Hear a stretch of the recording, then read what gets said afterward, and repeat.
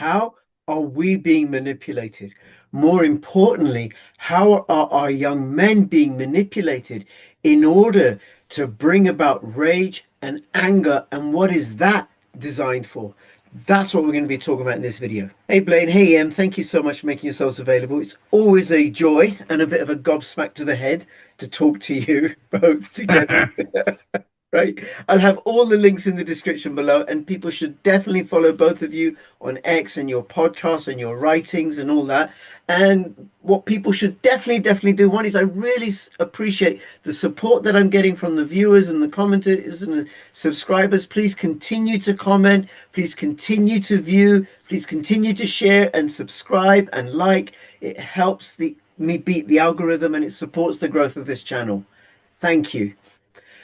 Okay, Ian, you have just come back on a skiing trip, and I Yes. did say this to you. I know very little about skiing, and I'm actually allergic to skiing, being a Punjabi, where it's flat and hot, right? Yeah. Right. Makes no sense to me, but apparently it's really enjoyable. But it's not so much about the skiing holiday because you said you had a great time, but you posted something and you got an incredible response about it. Incredible in a particular ways, we'll find out. Do you want to say a bit about what happened? I mean, not to make this about me, make it again, this is really what concerned me, right? Because I saw what was happening with the algorithms in X specifically, because I didn't post anywhere else. But I put a photo of my mixed race kid up and her close friend who's staying with us. And, and I received threats and nothing but vitriol, race mixing and race traitor and all kinds of big words that even my PhD level education can't understand. Um, it was an extraordinary, and some of these were from, accounts that had 0 followers. Some accounts had 300. Some of them had 20,000, 200,000. And so I make a follow-on comment. It was just a photo of us on the ski lift, right? We were going skiing. It's great, right? Making fun of, Blaine, came back, quipped back at it. We were making fun of snowboarders, tongue in cheek, right? We don't really have vitriol for snowboarders. Well, not all of them. I'm over it. Right? You're over it, right? I sent him flowers. They were nice, by the way. But it was, somebody who did their PhD studies in this very thing, sentiment analysis, data brokerage, how do the algo portfolios work in order to drive traffic around? Something was not natural about this. It didn't make sense because the engagement and where these people come from that I've never heard of before, who've never engaged with any content, etc. And I've said all kinds of things about young men and where we are and what's going on and conflict, etc. But the moment I post something wholesome and real about family, and particularly mixed race family, it's just over the top, quite literally to actual threats that I had to report. So I follow on the next day with another photo and explicit, I wrote a poem, which actually, if anybody really read the poem, which since I've taken down just because it was just hundreds of thousands of over the top, right? Or 100,000 plus. 80 plus QTs that were just all, except for maybe 3 of them were just, and two of them, one of them had beheaded girls on it in the QT response. And another one had a dead Asian woman on the ground in the QT response. None of this is organic. This is not natural. And again, some of these accounts had over 200,000 followers and were, 10, 15 years old. Our young men are being, so that the stuff for me and the family, all that, we're good.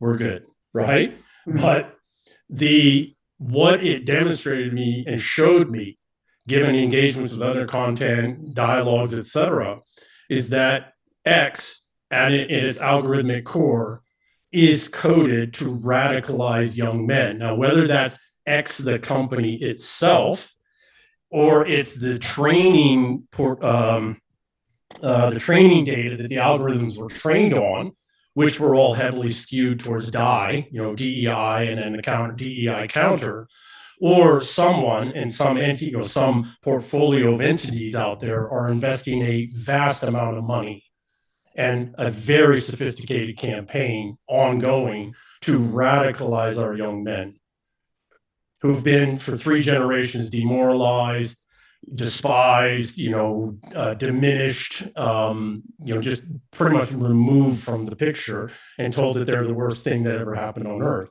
So I don't, again, as I've said before, I have no animus towards young men, even the ones I might one day have to put down, because I know what's been done to them, because it started in Blaine and I's, well, actually all three of our generation.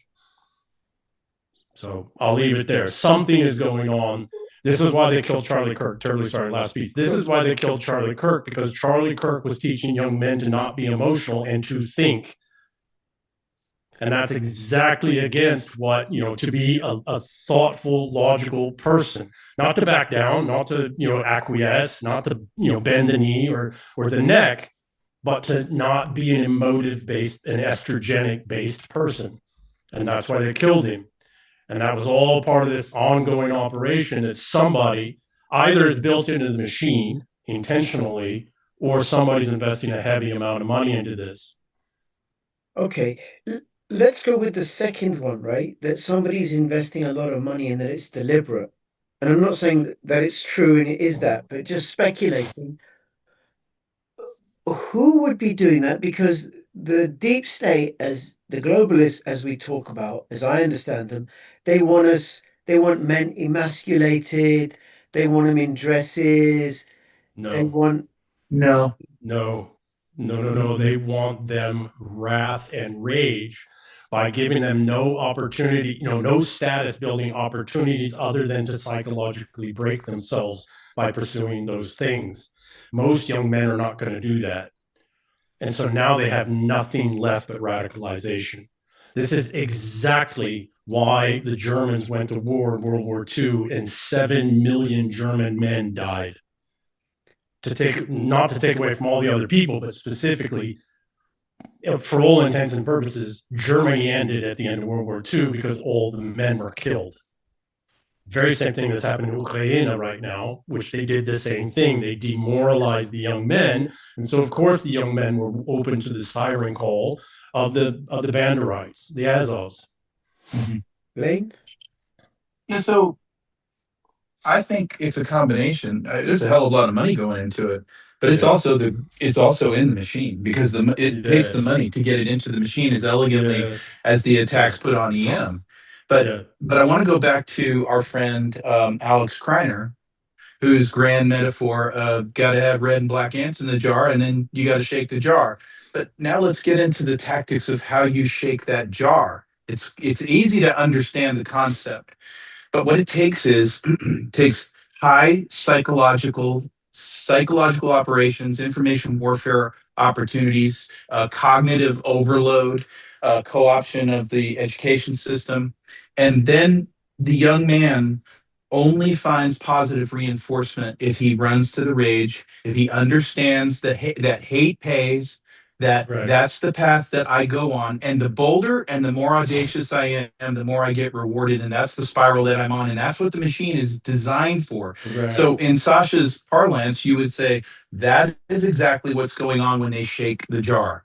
But Yes. this is why, I think it's really serendipitous, although I tremble at using the word because I don't really believe in it that much. It's serendipitous that on my podcast on Monday, I had a person who I tremendously respect. I talk to her about intelligence issues all the time. Her name is Kit Perez, and she is a specialist in counterintelligence, deception operations, and psychological operations. Been doing it for over 30 years. Now she's civilian, but she's seen the ugliness of all of this.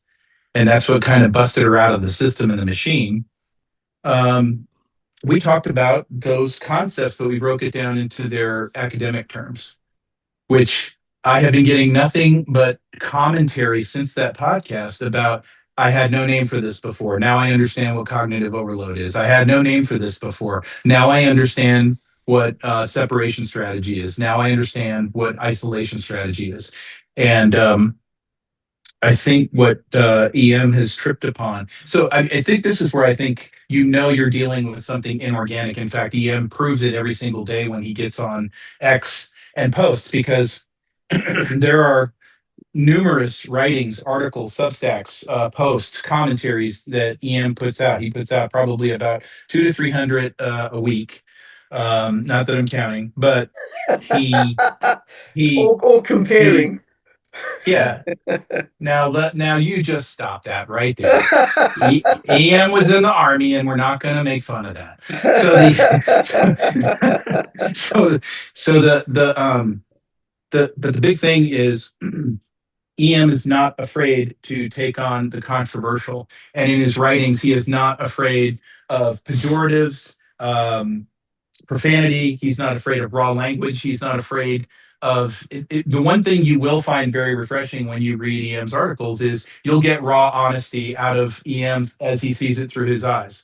And authenticity is one of the most rare commodities we have in this world today, and that's why people are drawn to it because they don't even have to agree with it. They can just go, this guy speaks what he believes. Yeah, he's Absolutely real. Yeah. congruent, and that's a quantity. But so you would think along that path of controversial writings and all of this stuff that he would have Attack of the Bots Part 9 and they'd be sending alien space invaders to his house to laser him. That's not the truth. They haven't done that. But then one post, two posts about I love my family, family values, could care less about the color of our skin. All that matters is we're together for a good time. Everybody should reinvest themselves in their family. Those are the themes. Those are the themes. Happy faces of these beautiful girls who are like, I'm with this wonderful, powerful guy who's going to not only protect me, but he's going to show us all a great time here and put up with our crap to go to a basketball game.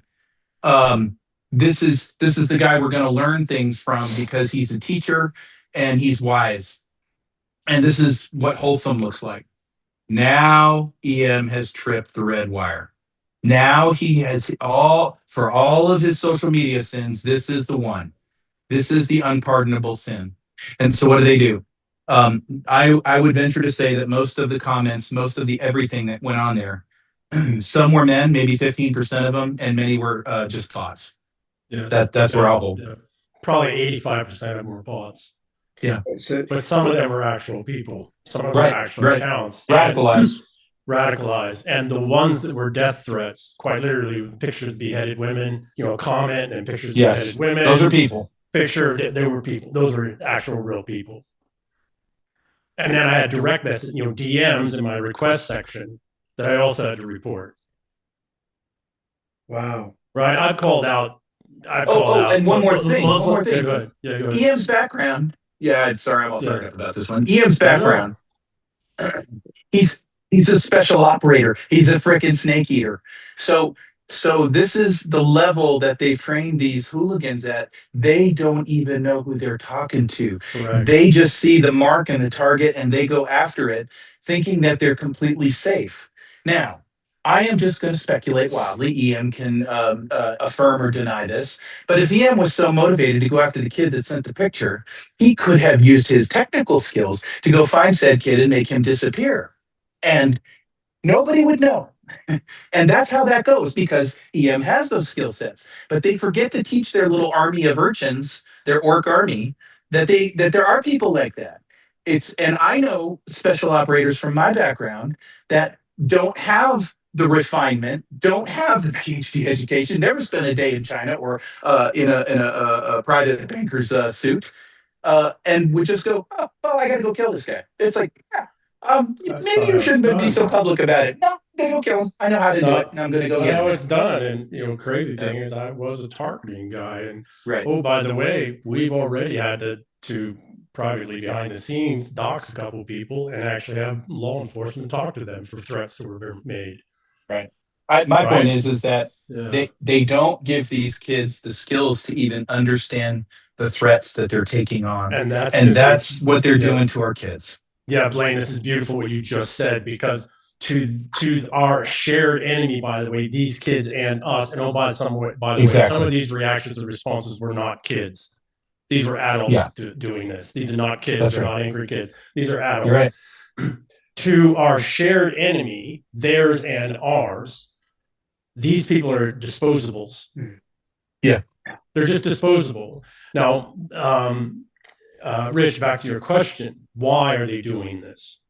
Well, Why? if I can just say, clearly an assault on family and family values, and something that They don't care about all that. They don't care about any of that. Think about what you would do with an armies of radicalized young men. You have to think in that context. well, you direct them, to You channelize them at some point, okay? Because they're all expendable. Nobody's getting a medal out of those wars. And not only are they expendable, but they are a threat to you, because if they ever realize in any numbers what you have done to them their whole lives, now you're a target. That's right. Right? So why did the financialists, the Praetorian regime, right, the financialists, why did they destroy Germany a second time in World War II? World War I wasn't enough. Depression, the Paris Accords, the Paris Treaty of Versailles wasn't enough. They were threatened. So they were, why? Because Germany was recovering regardless. Why? Because they were they were a very industrious, very intelligent, very engineering-minded kind of people who were solving all kinds of problems that we threw in their way. Yeah. Well, you couldn't have that as a threat. And so in today's parlance, very toxically masculine. And very masculine. These are Teutonic knights kind of people, right? Yeah. Germanic warriors. You can't have that threat. So what did they do? They started radicalizing them in the 19-teens. They knew this was coming because this has been done before, because this is Rome. This is what Rome has been doing for 2,000 years. Through Venice, through Amsterdam, through City of London, etc. Now, unfortunately here, hopefully we're getting rid of them, I don't know. Right? But they were already radicalizing the generation that was going to go to war in World War II from the time they were born. Yeah. In the 19-teens. Early 19-teens, even during World War I. And 20 some odd years later, they sent them all the way to war to die in vast numbers. That's what their intent is, because if they cannot suborn you through financial manipulation, social manipulations, if they can't, corrupt you from within, and you figure out ways to remove them, you figure out ways to overcome their estrogenic warfare, because you're a man. And that's what men do, healthy, whole men. And we don't just do it for men. We do it, primarily for our daughters, right? But our sons as well. But we train our sons to, and this is what they prey on as well. We do train our sons to be somewhat expendable. We make sure that if our son has to expend himself, he makes that a very dear price paid by whoever expended him, right? But the point is what they're doing now is that as they are losing the sport of kings and the great game, their natural reaction, which they were setting up over the last 40 years, is to channelize this wrath of our young men to a slaughter. It is what they do, it's what they've done. It's, to be quite frank, it's why Napoleon had the armies he had. They were able to do what they did. Napoleon was only one part. It was that the French, after years of revolutions, after years of bloodshed, after I think the Third Republic at the time, Third or Fourth Republic, they'd had enough. They were ready to just rage. This is an old pattern, and this is their intent. Their intent is because our young men, even the radicalized one, and unfortunately, as Blaine knows very well, it's almost impossible to de-radicalize somebody. Yeah. Almost impossible. But so if you do have that odd one, they become very valuable indeed. Oh, absolutely. It's like the for a simpler for people to understand example, it's like the hardcore dyed-in-the-wool gangbanger who goes to prison, finds God or whatever, right? But he finds the path, and then he becomes an anti-gangbanger guy, and he goes and helps. He's the only one that can then go pull the other young men out. And knowing full well he's probably going to get killed, or assassinated at some point. El Hajj Malik El Shabazz, formerly Malcolm X, formerly Malcolm Red. Correct. Yeah. Yep. Okay. Malcolm X is a good one. Yeah. Okay. And then they assassinated him. They did. But it wasn't his former, his former guys that assassinated him. It was our guys. That's exactly right. Yep. Yeah. But okay, so then I get how they're expendable because I just have to look at what's been done to Ukrainian men and how what a large effective force and influence that Azov battalion, the Azovs have been, the Banderistas have been in that whole movement, killing a whole generation of Ukrainian men. And then I'm thinking about what's happening in the UK, where on the one hand you have radicalized Muslims coming in, trained by the proxies of the City of London and by MI6 in their homelands, brought over here, and then Radicalized in their homelands. Yeah. radicalized in Yeah. their homelands, and Yeah. then you have the way that the government is seems to be favoring the Muslims over the local Yes. people, the indigents, and then That's that's right. antagonizing the indigents, the white people. So we have this thing about raising the flag, raising the colors, so people rightfully putting up English flags as they should. It's in England and Scotland, Wales, or whatever, and then The answer just march it into the jar. All of them. the administration, local councils, pulling down England flags when they never pulled down Ukrainian flags. That was never an issue. Or Palestinian Or flags. Palestinian Right. flags. So then, like you said, Blaine, enraging the ants. They get so Yes. angry, so angry, Yes. so angry, and then they flip. And I imagine those sorts of uh, results or outcomes, it's happening in other European countries, it be happening in Canada, be wherever there are open borders, happening in Australia and New Zealand. In all the English-speaking world. And it's being Now, done on purpose. Why? Because we defeated the continental Europeans all across the last century. You think they weren't going to try and get their revenge? yeah, yeah. Yeah, they just went the other direction. Yeah, War by other means. I was just going to say, I posted a video today on my channel. It's Tuesday. By the way, it's Tuesday the 23rd January, 8:28. As I say this, right? We started about 20 We are minutes ago. Davos -1. Davos -1. That's right. But I posted a video today with Nick Hudson and PD Loughton. Nick Hudson, South African businessman, and PD Loughton, South African journalist. And we talked about South Africa. The difference with South Africa, they have open borders. It's not being facilitated by NGOs. People are coming because of the conflicts that are being uh, Yes. brewed in other parts of Africa. And then Well, you're sometimes having you light a fire behind the ants so the ants go into the jar. Exactly it. Yeah. That's exactly right. and Oh, poor destabilizing South Rhodesia. Africa. And then South Right? Africa being a hotbed for lots and lots of different terrorist and insurgent groups, like Yes. Boko Haram and this one and that one. The government.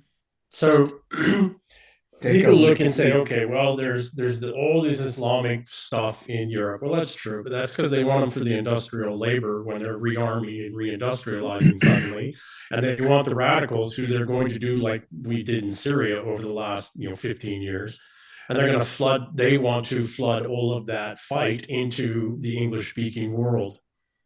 That's how they get revenge. But in order to do that, you can't just have the Muslims, the radicalized Muslims, and it's not just the Muslims either, right? It's cartels and others, right? But the Muslims are the heavy preponderance of that. With 25 years, 27 years of combat experience now, by the way, right? Yeah. That's only the red ants. You got to have the black ants. Well, the black ants are the natives, and so you got to get them in the condition in a state. Well, they will fight back equally, even greater. Actually, is what you want. Well, that takes time. That takes time, and it isn't just enough of the threat of the red ants. You have to create the conditions that the black ants themselves are now in a place where there is no other option than just slaughter.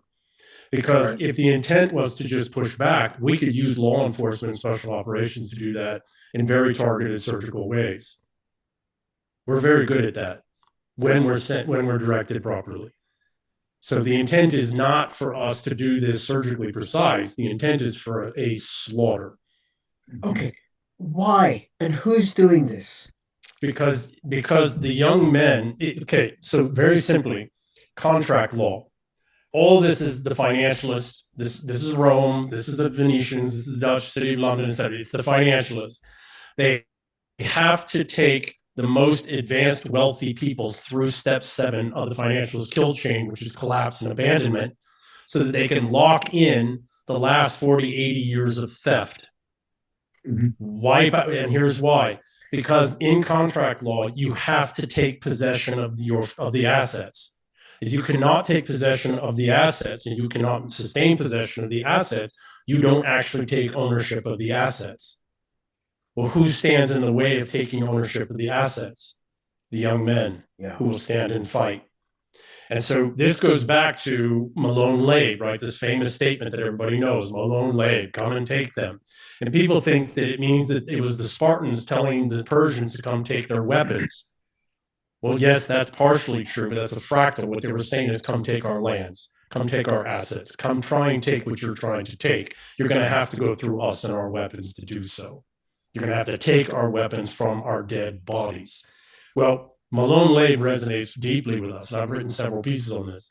What stands in the way of the financialists collapsing the wealthiest people on earth today, which are the English-speaking peoples, in order to lock in hundreds of trillions of dollars of theft. And Kokinder's partner, Fitz, I think's their name, did a piece on this, about $50 trillion stolen in the last 55 trillion. 55 trillion.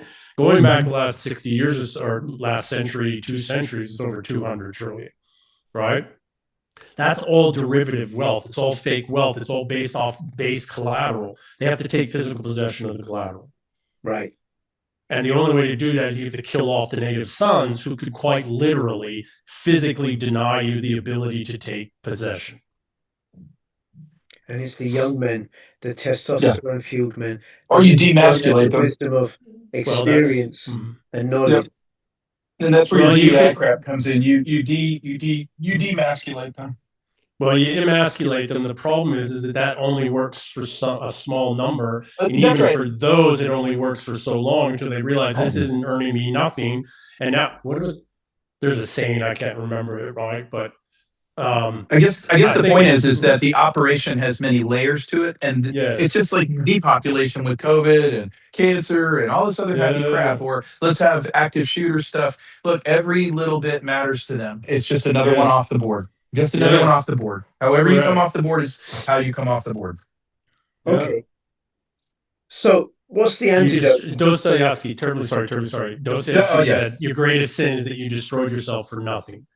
That's right. You can emasculate young men to a certain point. You can demoralize them to a certain point, and then they're going to realize, oh, we're destroying ourselves for nothing.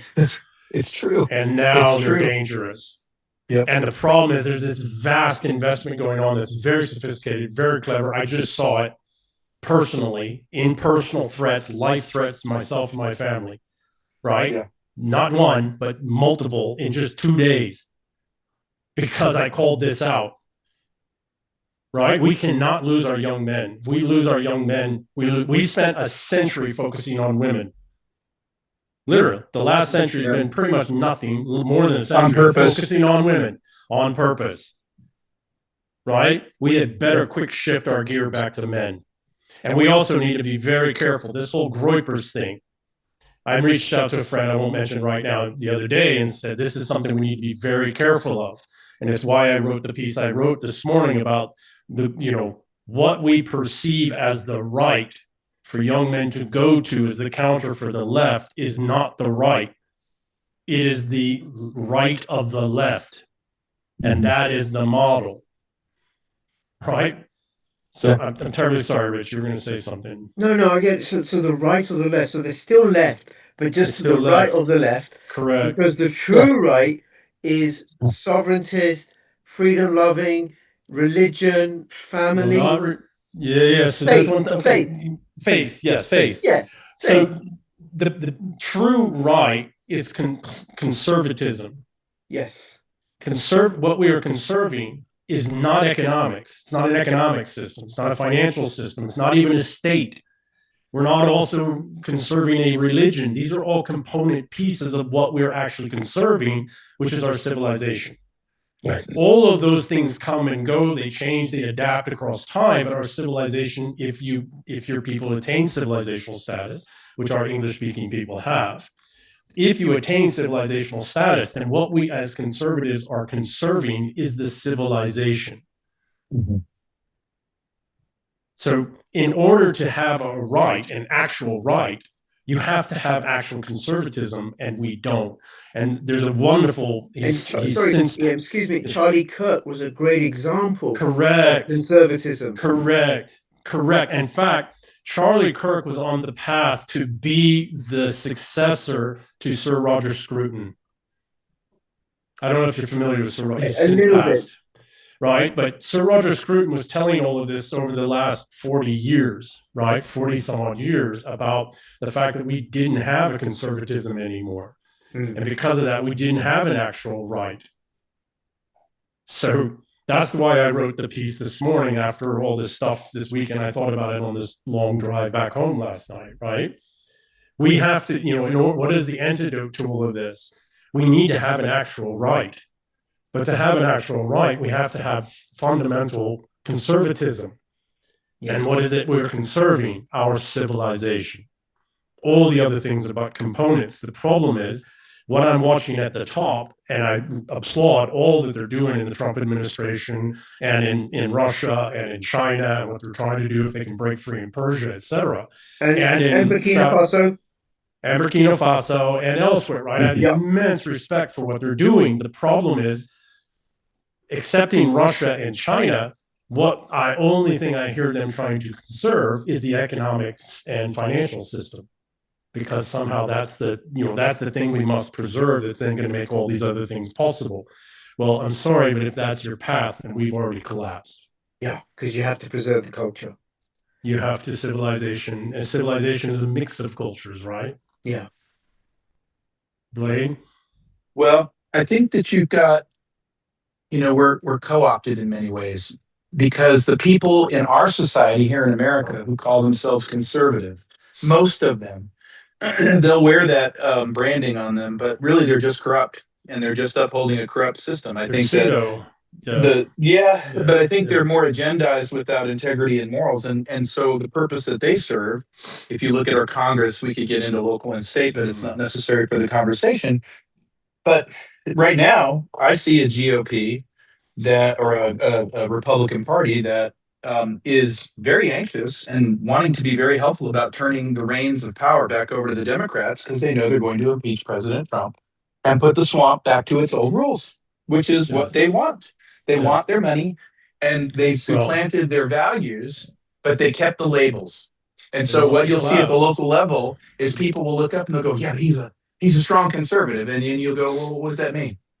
What does that mean? As he helped vote in that next $315 million to the National Endowment of Democracy, which is now going to go on a new spree of color revolutions around the world. What does that mean? And let's even take a step back, Blaine. Sure. The fundamental problem we have is to think that anybody or anything in government at all is conservative. Agree. Conservatism, the love of one's civilization and the honoring and fighting for one's civilization happens at the individual level. Right. And then once you have that in great enough numbers, and again, this isn't a religion. That's why they focus on conservatism as religion, because then we're missing by far the point. What happens then, because we lack that, and we lack this understanding of ourselves as a civilizational people, and this is the thing we're trying to conserve, right? What happens then? We allow these people into, to rise up, Blaine, to your point, right, into these positions of quasi-authority. Again, Nietzsche said all this 100 some odd years ago. Nietzsche said these are pseudo-conservatives. These are pseudo-right people, right? Nothing's serious anymore. Nothing's real anymore. So anybody who espouses to these things but stays within the bounds and doesn't put their head out for the chopping block is just faking it. Well, in the case of the UK or America, it's a very parallel story by design, which is you have two teams. One calls themselves a conservative team. One calls themselves a progressive or a liberal team. And they're the same team. It's the exact same team. And all they're really interested in is power and you shutting your face. And so when you see, in the case of the conservatives, when there's mass censorship and mass violations of civil rights, rape gangs and the such, the conservatives look the other way. And then the liberals, they proclaim it. This is we have to have allowances for the cultural norms of the newcomers. And they say these things. They roll right off their tongues. And they would never get away with it if they didn't have the technological backbone behind them, if they didn't have Well, the monies that they've pilfered and put into the hands of the NGOs yeah, to make the bots that attack your daughters, to that attack. demoralize, well, to Yes, that demoralize, to right, marginalize and demoralize the young men, right. right? And when you vote, if your vote even counts after it gets through that voting machine, it doesn't matter. It really just doesn't matter. They're the same thing. Right. The thing that really bothers me the most is all of these supposed conservative, wealthy conservative people. Mhm. I don't see anybody putting together an NGO whose purpose is to provide legal support to some young man or a man who does the That's right it. thing. Right. I don't see any of that. I see all kinds of people putting hundreds of billions of dollars into NGOs that will Yeah. back, mass rapist gangs in legal courts and legal battles. I don't see anybody who put a fortune on the line for Perry in New York when he choked the guy out on the train. No, nobody was there for him. Nobody. So don't tell me that there's a conservative, any of these people who talk about conservatism are conservative. Mhm. They're not. Because the Koch brothers and everybody else. No, you're just playing a politics game. You're just playing Yeah. shares on the deck of the Titanic as it's sinking bullshit. Yep. We've got big names here in Idaho. That same thing. Correct. If they were serious conservatives, they would be backing people who had to use their Second Amendment rights and then had some district attorney jack them up for it. Right. Right? Somebody who acted in self-defense of themselves or others. Or land rights. Or land rights. Land Yeah. rights. They just ship them away. They just ship them away. So all we're seeing is the other, the leftists, the financialists that put vast amounts of money into supporting anybody doing anything completely against our civilization or its people. And meanwhile, we have no actual conservatives protecting people who are preserving our actual civilization and its people. Mm-hmm. That's Which, correct. which Ian and Blaine makes it all the more important that people should share this video, follow both of you on X and your vlogs and your podcast, Blaine, and then have this conversation grow and grow and grow. And we do have the advantage of independent media, of social media, Yes. of Yes. increasing decentralizing media and decentralized forms of money in exchange. And we are going to come back with Ian and Blaine. So please do comment, like, subscribe. Thank you very much, gentlemen. Speak to you soon. Bye bye.